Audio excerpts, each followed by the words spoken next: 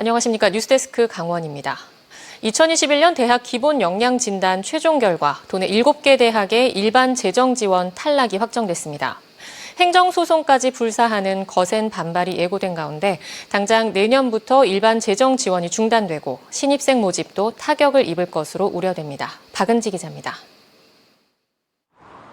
이변은 일어나지 않았습니다. 교육부는 지난달 17일 발표했던 2021년 대학 기본역량진단 가결과를 그대로 최종 확정한다고 밝혔습니다.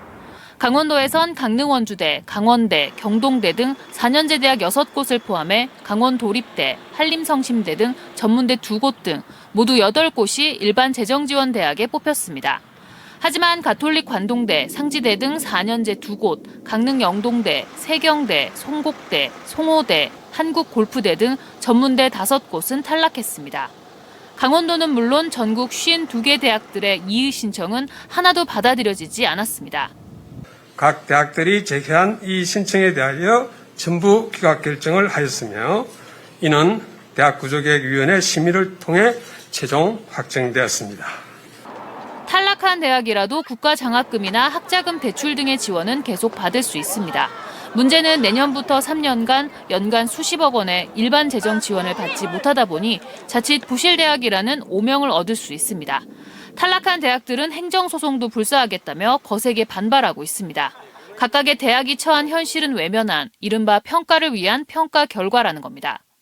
모든 제도가 수도권 중심으로 지금 신입도 그렇고 편입도 뭐 거의 수도권에서 그냥 빨아가잖아요.